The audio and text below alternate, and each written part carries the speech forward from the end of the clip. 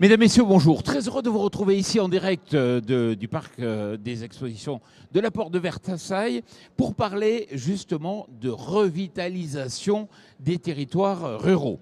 Alors pour en parler, j'ai le plaisir d'accueillir Jérôme Leroy. Bonjour Jérôme. Bonjour. Alors vous êtes président de Winat, juste à côté Cyril Brun. Bonjour Cyril. Bonjour. Vous êtes directeur général de Banque Populaire du Sud. Juste à ma droite, David Houben, bonjour. Bonjour. Vous êtes directeur du collège agrosciences d'Unilassal. Et Unilassal, ça se trouve à Beauvais. Voilà. Et juste à vos côtés, Nicolas Bougon, bonjour. Et bonjour. Vous êtes directeur général de Banque Populaire du Nord. Alors on va s'intéresser à la revitalisation des territoires. Peut-être déjà, est-ce que vous pouvez nous parler, vous, dans le Sud, des initiatives que vous mettez en œuvre? Alors, en fait, à la Banque Populaire du Sud, vous le savez, on va de l'Ariège à l'Ardèche. Et donc, nous sommes dans un territoire éminemment rural. Donc, déjà, participer à la revitalisation rurale, c'est déjà croire éminemment dans le rôle de l'agence bancaire et du rôle de proximité. On a 250 agences.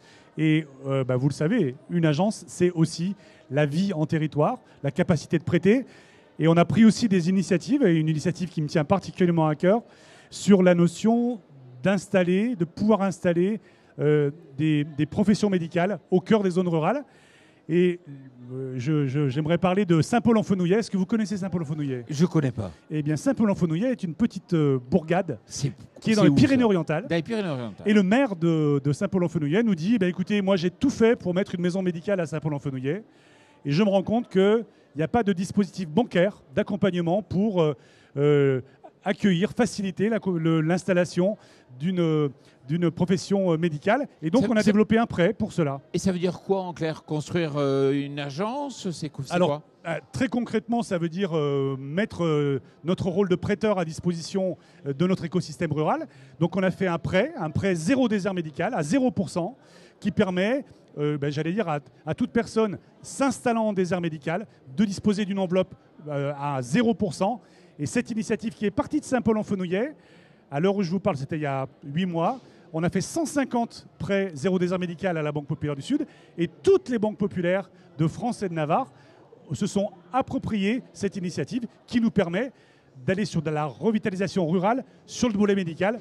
Et Dieu sait si c'est important. Et malheureusement, j'ai peur que vous ayez du succès parce que le problème, il se retrouve dans toutes les régions de France. Oui, mais en fait, je crois que le vrai sujet, c'est qu'on voit bien que les bonnes idées, elles se font en ultra-local. Elles se font en étant à l'écoute de l'écosystème et en se disant, OK, en tant que banque, qu'est-ce que j'ai en mon pouvoir pour peut-être changer les choses ou en tout cas participer à la transformation et à la vigueur de chacun des territoires. On traverse la France du sud au nord. On fait quoi dans le nord? Alors, dans le nord, on est assez désolé qu'on soit en train de parler de ce sujet, en fait. Moi, j'ai des origines rurales. Je suis assez désespéré de voir que les villages se vident, qu'on a du mal à garder des commerçants, à en attirer des nouveaux. Donc, bien sûr, l'initiative de Cyril, on l'a reprise aussi dans le nord. Après, moi, je vais plutôt avoir une réponse d'entrepreneur qu'une réponse de banquier à votre question. Moi, ce qui me paraît vraiment important en termes d'initiative, c'est la vision stratégique qu'on a déployée de se dire comment on arrive à changer un peu l'approche de notre banque sur la gestion de son territoire. Et donc, pour vous donner l'exemple de ce qu'on fait, et là vraiment en tant qu'entrepreneur, c'est de se dire il faut qu'on déconcentre le côté pyramidal centralisé de notre maison, dont le siège est à Lille, avec une métropole extrêmement puissante, qui attire les investissements, qui attire beaucoup de choses. Mais dézoomons un peu les enjeux de notre territoire. Et quand je les dézoome, je vois qu'il faut organiser mon entreprise très différemment. Il faut que j'organise une vision par territoire, avec une capacité de décider localement, à aller investir dans telle filière, à aller créer telle offre, à aller accélérer des sujets particuliers sur des zones qui ne sont pas les mêmes que dans la zone d'à côté. Et ça, je trouve que c'est vraiment l'intérêt de banques locales, de banques coopératives qui sont à l'écoute de leur territoire. Et c'est vrai des territoires ruraux qu'il faut dynamiser, redynamiser, mais c'est vrai de tous nos territoires aussi. Avoir un degré d'attention et des réponses personnalisées pour nos différentes problématiques, nos différents territoires. Ça veut dire que ce n'est pas un focus à l'échelle de la région, mais peut-être à l'échelle du département, voire Absolument. moins. L'échelle du département, c'est déjà une bonne échelle pour regarder, mais c'est aussi une échelle après, comme le disait Cyril, de l'agence. Parce qu'il y a un écosystème, il y a un équilibre particulier, il y a des moyens à mettre. Des fois, il ne faut pas grand-chose pour que le boulanger il vienne s'installer ou qu'il ne parte pas. Et c'est ça qu'il faut qu'on soit en capacité de sentir, en capacité de décider, en capacité de rendre possible. Moi, c'est mon job de patron d'une banque coopérative et locale. David, à Unilassal, vous étudiez justement comment faire pour revitaliser les territoires. Je vous pose la question, on fait comment ? Alors, c'est une bonne question. Alors, revitaliser les territoires, on l'étudie à Unilassal. Donc, il y a plusieurs possibilités de le faire. Donc, premièrement, il faut déjà faire un diagnostic du territoire, identifier la nécessité de revitaliser compte tenu des spécificités de ce territoire.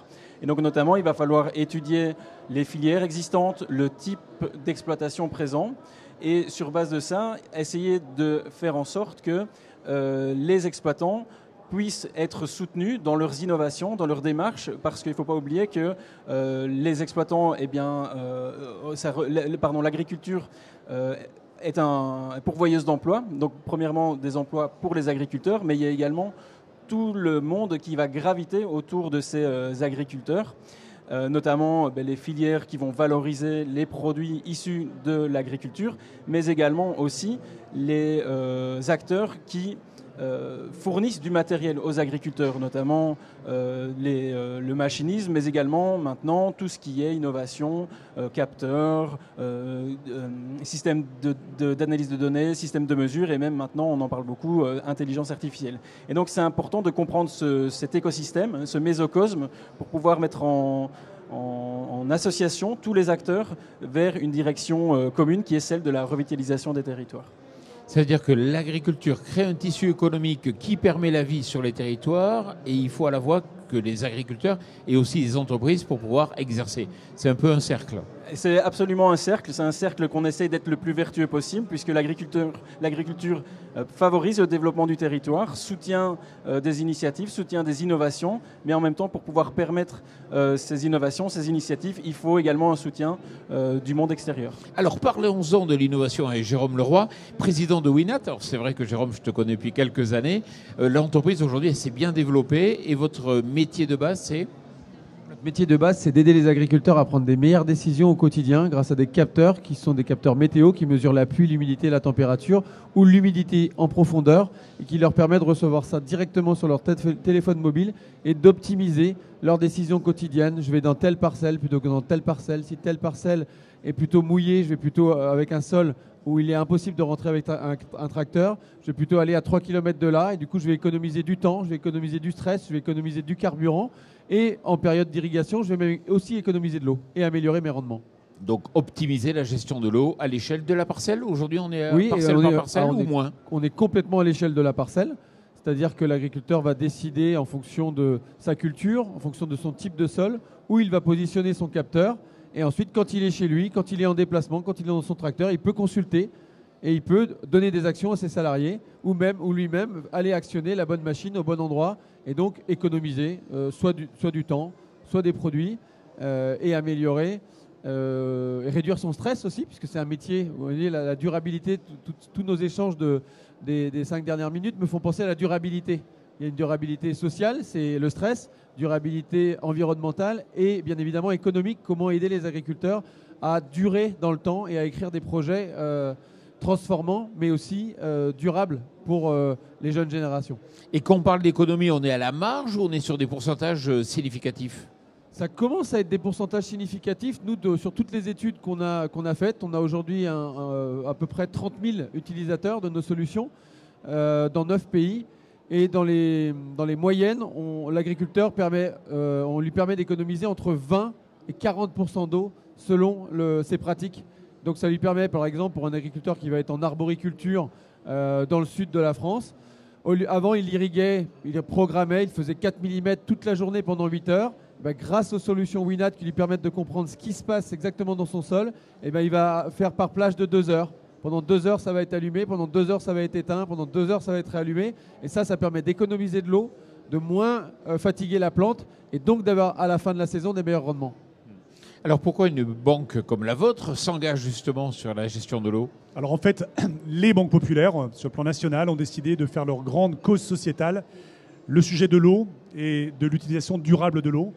Tout simplement parce que c'est un sujet vital, majeur, et c'est un sujet qu'il nous faut traiter avec toute la puissance de ce que nous sommes et toute la spécificité régionale dont nous disposons. L'équation de l'eau sur mon territoire Banque Populaire du Sud est complètement différente entre les Pyrénées-Orientales, où il a moins plu dans les Pyrénées-Orientales qu'en Jordanie en 2023, et de l'autre côté des épisodes Cévenol où l'excès d'eau et sa violence a d'autres effets.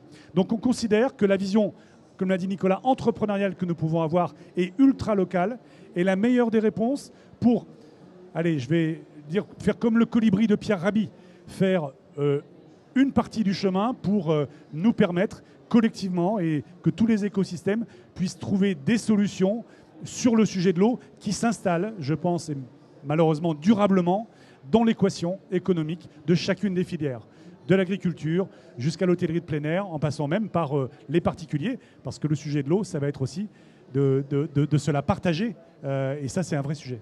Alors dans le sud, je comprends, mais dans le nord, on fait quoi? Eh bien, dans le Nord, c'était plutôt l'excès d'eau qui nous a occupés l'an dernier. On fait pas mal de choses, et notamment des choses locales, mais peut-être pour se dire aussi ce qui nous a animés dans le sujet de l'eau, c'est qu'on a considéré que c'était un peu une des grandes thématiques de transition qui était sous les radars encore. On a eu des sujets de prise de conscience collective de notre société sur l'énergie avec les flambées de prix. L'eau, elle n'a pas flambé dans les mêmes proportions encore. Par contre, on touche bien du doigt l'excès ou le manque, il est évident. Alors, dans le Nord, la vraie spécificité historique, c'est qu'on est la banque de la pêche. On a 80% de parts de marché dans le financement des bateaux des Hauts-de-France. Et donc, on a une sensibilité très forte à l'eau salée, à l'eau douce aussi avec les canaux, très grand écosystème de batellerie, de transport sur les canaux. Et donc, on est engagé, on en parlait juste avant, dans le suivi et l'accompagnement d'un très grand projet du territoire et un très grand projet européen, qui est le canal Seine-Nord-Europe, qui va reconfigurer les flux de nos territoires de Paris jusqu'au nord de l'Europe, et aussi qui est un formidable sujet de gestion de l'eau. Les canaux, l'an dernier, dans le Nord, ils ont été accusés, un peu à tort, d'être pas suffisamment entretenus. Ça, c'est un peu vrai, mais être un peu proactif dans les débordements, les inondations. Or, bien géré, c'est un sujet de gestion de l'eau, de capacité d'irrigation pour nos agriculteurs dans les périodes difficiles, de rétention dans les périodes de trop-plein. Enfin, voilà. Donc on est très impliqué dans un sujet concret qu'est le canal Seine-Nord. Oui. Il y a quelque chose que Nicolas ne vous dit pas, et on a une preuve tangible de ce que je vais vous raconter.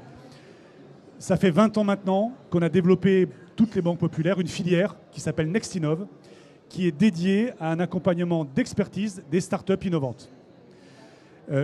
Et on a décidé aussi, par cet engagement sociétal, de dire qu'on avait des belles rencontres à réaliser entre des entreprises qui innovent et qui font partie de la solution avec nos clients, agriculteurs, industriels, hôteliers de plein air. Et vous avez, en la personne de Jérôme, l'exemple type, puisque Winat, on en discutait tout à l'heure, vous pouvez en parler, a été accompagné par cette filière d'expertise Next. Oui, tout à fait. Vous m'entendez ? Nous, dès le début de l'entreprise, on a dû innover, on a dû bâtir des plans de recherche et développement qui n'étaient pas couverts par notre chiffre d'affaires. Donc on a pu, grâce à Nextinov, engager des premiers collaborateurs sur des sujets critiques comme le sujet d'analyse de sol. On fait des milliers d'analyses de sol par an pour coupler la donnée de nos capteurs avec ces analyses de sol. Ça, c'est notamment Nextinov qui nous a permis de le faire. On a aussi développé en même temps que Nextinov avec la Banque Populaire Grand Ouest un partenariat avec l'équipe agriculture où les jeunes agriculteurs qui s'installaient avaient le droit de bénéficier, quand ils ouvraient un compte, avec une des technologies, et notamment la technologie Winat, qui permettait de sensibiliser aussi les jeunes agriculteurs à l'innovation, à la technologie. Et du coup, ensuite, après avoir engagé Nextinov, ayant sensibilisé les agriculteurs à ces innovations au travers de l'offre Banque Populaire, on a aussi continué à développer une relation avec les banques populaires pour continuer à exporter nos technologies, puisque les problèmes qu'on cite aujourd'hui de l'eau, ils arrivent en France, dans nos territoires, mais bien évidemment partout en Europe. Oui, partout dans les différents pays. La gestion de l'eau, c'est aussi un sujet que vous étudiez. Alors c'est tout à fait un sujet qu'on va étudier. On va l'étudier à différentes échelles. On va étudier la gestion de l'eau à la fois en matière de quantité, la quantité dont on dispose qui se trouve dans les nappes, et puis la manière dont on va utiliser cette eau. Alors on a parlé ici beaucoup de capteurs notamment qui permettent d'optimiser l'utilisation de l'eau, de finalement vivre une certaine sobriété en eau. Et ça, c'est particulièrement important. Ce qu'il faut aussi garder en tête, c'est qu'il y a d'autres innovations. Il y a notamment la sélection variétale qui permet d'identifier certaines variétés cultivées qui pourraient être davantage résistantes aux épisodes de sécheresse. Et puis, on va aussi rencontrer les innovations qui sont plutôt sur la qualité de l'eau, parce qu'on a parlé beaucoup de quantité, mais c'est bien sûr pour pouvoir continuer à irriguer, mais également pouvoir utiliser de l'eau à des fins de consommation, il va falloir être particulièrement vigilant à la qualité de l'eau.